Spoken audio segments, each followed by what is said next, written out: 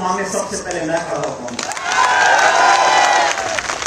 चाहे उत्तर प्रदेश हो, चाहे हिमाचल प्रदेश हो, चाहे उत्तराखंड हो, चाहे पंजाब हो, चाहे गुजरात हो, महाराष्ट्र, मध्य प्रदेश, जहां भी हो, पिछले 25-23 सालों में जगह जगह जाकर मैं विरोध किया, क्योंकि विचारधारा से मेल नहीं। लेकिन जो बातें मैंने उठाई, लिखित में उठाई, साल सवा साल पहले की बात, और अभी कुछ दिन पहले मैंने एक अनशन किया जयपुर के अंदर, इस बात को लेकर किया कि हम लोगों ने जो वादे किए थे और भ्रष्टाचार के साथ कोई समझौता हम लोग कर नहीं सकते। इस देश का, प्रदेश का नौजवान एक स्वच्छ राजनीति चाहता है और भ्रष्टाचार के मामलों पर जांच होनी चाहिए। इस मांग को लेकर मैंने एक दिन का अनशन किया।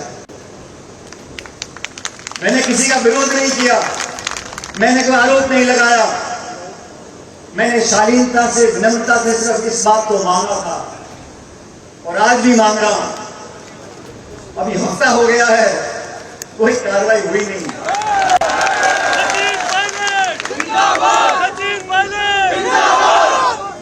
लेकिन भ्रष्टाचार, करप्शन, आर्थिक अपराध करने वाले वो लोग जिन्होंने गलतियां की थी, और बार बार कहा जाता है हर गलती सजा मांगती है। जांच होनी चाहिए, सबूत मिले तो कार्रवाई होनी चाहिए। राजस्थान को एक ईमानदार और स्वच्छ राजनीति देने की जिम्मेदारी हम सब लोगों की है। और इस मुद्दे को लेकर मैंने बड़े खुले मैदान में इस बात को कहा कि करप्शन के साथ कोई समझौता नहीं करेंगे, पर देश के नौजवान के भविष्य को हम अंधकार में डालना चाहते हैं। ऐसा हम होने नहीं देंगे। और ये संघर्ष, ये संकल्प कल भी मजबूत था, आज भी मजबूत है और कल भी मजबूत रहेगा। आप सब लोग यहां बैठे हो, मैं आप लोगों से पूछना चाहता हूं, जिन मुद्दों को मैंने उठाया, ये लड़ाई सही है गलत है? मुझे आवाज नहीं, क्या बोला भाई? मैंने किसी का विरोध नहीं किया, मैंने कोई लांछन नहीं लगाया, मैंने कोई किसी को कटघरे में खड़ा नहीं किया। मैंने बड़ी शालीनता से कहा कि जो हमने आपने वादे किए थे उन्हीं को पूरा कर दो, क्योंकि चुनाव सर पर है। जैसा गुड़ा जी ने कहा, ये 5 साल बीजेपी, 5 साल कांग्रेस की जो परिपाटी बनी है पिछले 25 सालों में, इसको अगर रोकना है, इसको तोड़ना है, अगर दोबारा जनता की सेवा करने का मौका हम लोगों को चाहिए, तो हमें ऐसा कुछ करना पड़ेगा कि जनता का विश्वास हम लोग जीत सके।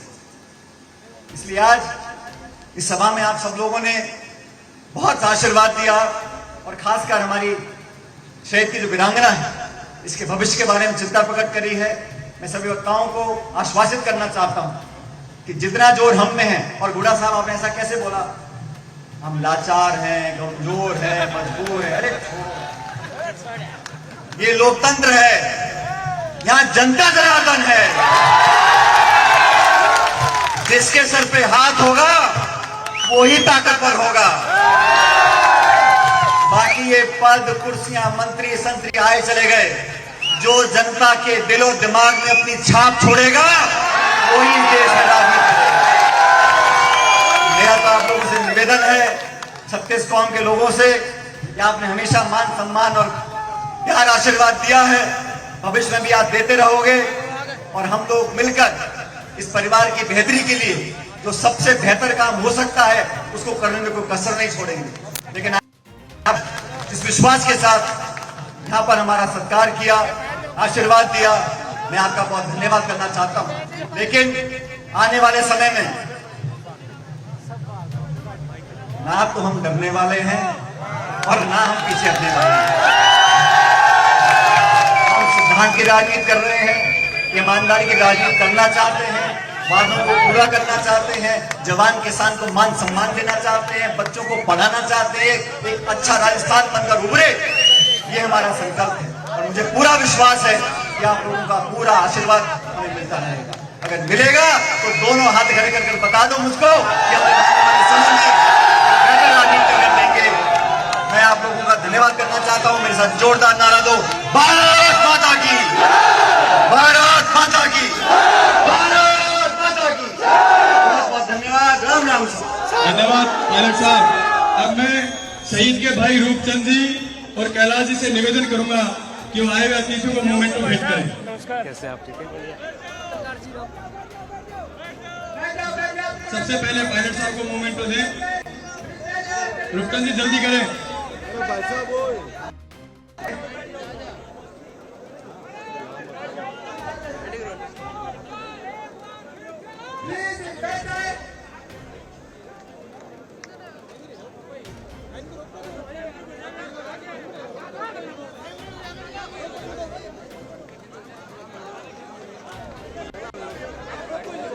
सभी अतिथियों को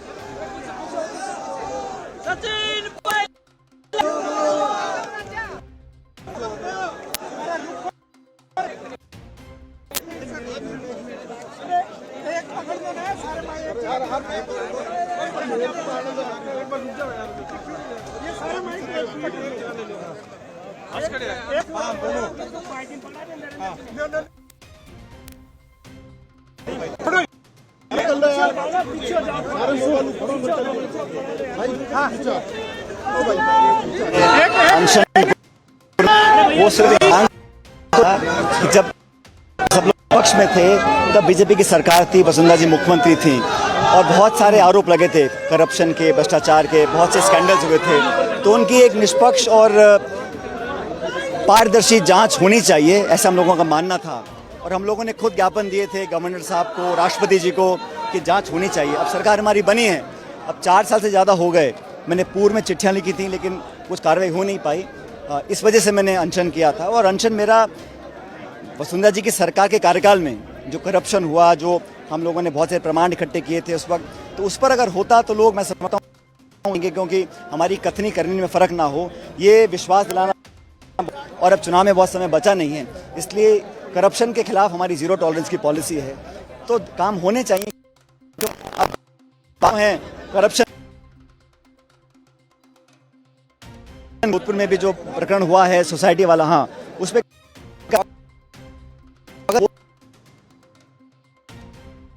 तो वोट मांगा था, बात पर मांगा कि वसुंधरा जी के कार्यकाल में उनके संरक्षण में जो करप्शन हुआ है उसकी सामने आता है चाहिए। आज का आते हैं, मैंने पहले भी दिल्ली में कई बार जो अखिल भारतीय कांग्रेस कमेटी की हमारी लीडरशिप है उनको बता रखी है, सब बातों को जानते हैं। मैं तो इतना ही चाहता हूं कि मैंने जो आवाज़ उठाई है, जो मैंने एक मुद्दा उठाया है, उसका निराकरण हो, क्योंकि ये सबके हित में है, प्रदेश के हित में है, पार्टी के हित में, सरकार के हित में है। और भाजपा का जो करप्शन है उसके खिलाफ राहुल गांधी जी इतनी बार आवाज़ उठा चुके हैं, तो जेपीसी की मांग हुई है पार्लियामेंट के अंदर, जिसके कारण एक रूप से राहुल जी की सदस्यता को समाप्त किया गया। ये बहुत बड़ा इशू है और हम लोग हमेशा भाजपा की जो करप्शन है उसको एक्सपोज करने का काम करते हैं, चाहे वो मध्य प्रदेश हो, चाहे वो उत्तर प्रदेश हो, चाहे वो गुजरात हो। तो राजस्थान में भी जो हुआ उसका एक लॉजिकल एंड तक ये जांच पहुंचे, इस मांग को लेकर अपनी बात को रखा मैंने। साइमल्टेनियस प्रोग्राम हो रहा है, वहाँ पे पार्टी का प्रोग्राम हो रहा है 1-to-1 और ये एक और कार्यक्रम है, तो आपने पार्टी हाईकमांड को बताया था कि आप एक शहीद की मूर्ति लग रही है। बहुत लंबे समय पहले मेरे से प्रोग्राम इन्होंने लिया था, हज़ारों की संख्या में लोग मौजूद हैं। तो मेरा तो कार्यक्रम पहले से निर्धारित था, लेकिन जब भी मैं दिल्ली गया था कुछ दिन पहले, वहाँ भी संवाद हुआ और मैंने बात को जो आज आपके सामने रखी वो बात को मैंने दिल्ली में भी रखा है। Can we ask you in English also? या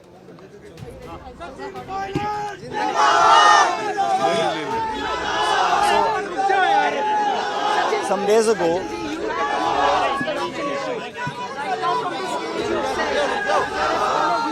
And nothing has happened.